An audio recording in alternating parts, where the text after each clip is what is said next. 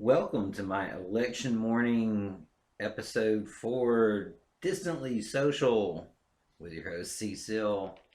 Think about this.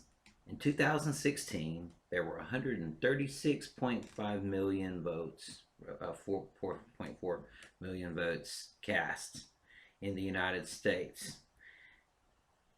There have been 93.6 million votes cast early in the United States. Last time there were about 42% early votes, that's in person and mail. And this time that number 93.6 million votes. So think about this. If 136.5 million voters voted in 2016 and you subtract those early votes, 93.6, that means today 42.9 million people would come to the polls. And if that were to happen, I think that number would probably give the incumbent his best opportunity to win, because that would be a relatively lower voter turnout than I believe is expected. Now, what I actually have been thinking is that today, between 65 and 85 million Americans are likely to cast their votes in person and through the mail. Some of those are going to arrive then. Some of those will be postmarked then, as in Pennsylvania.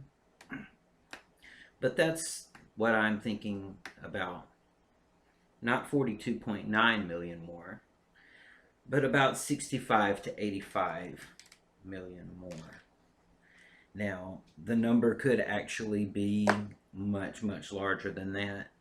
And yet, I'd be more than a bit surprised and dismayed, I think, regardless if there were even less than 43 million votes to come out. However, that's just speaking generically for the sake of democracy, because I would like to see so many votes come out in this election.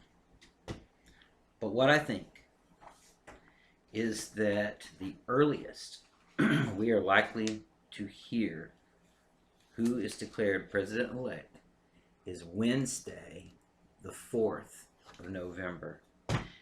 And the reason why will be predicated upon the vote tallies that have been announced. It will depend on what happens first, probably in Georgia. Out of the first 10 or so states that are going to be called, this is the one that is the toss-up. It is the one that is the least likely of the earlier states that will be called, I would say. That one is the one, who knows, but we will find out. And they here, and I'm a resident of Georgia, we here in Georgia have already cast 93.3% as many votes as we did in 2016. That's just incredible. That points to a very real possibility of 150% voting turnout for that state, for this state. And that's very important.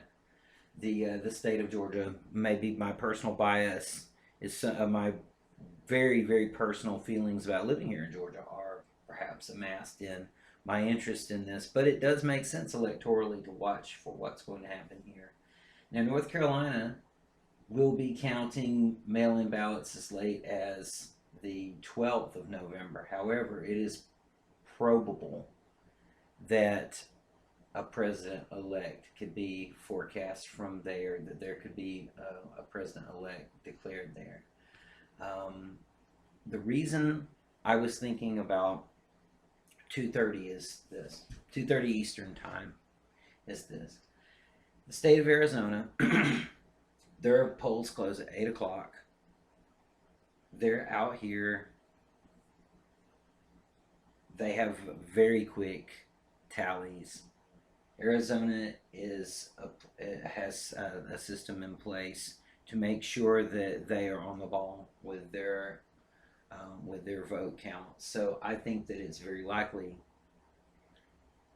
when we know who has won Arizona, we very likely will know who has 270 electoral college votes.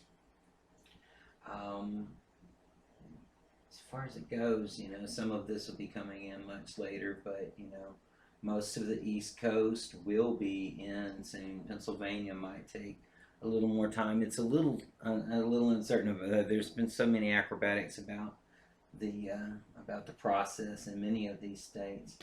The fact that now in 3 cases in Texas, the votes that had been given in a drive-through voting, as they call it, there were like 136,000 in one case. I think they were all for totals of similar length. Basically, Harris County here in Texas, the judge voted to allow those votes and to throw out the suit brought against the validity of those. So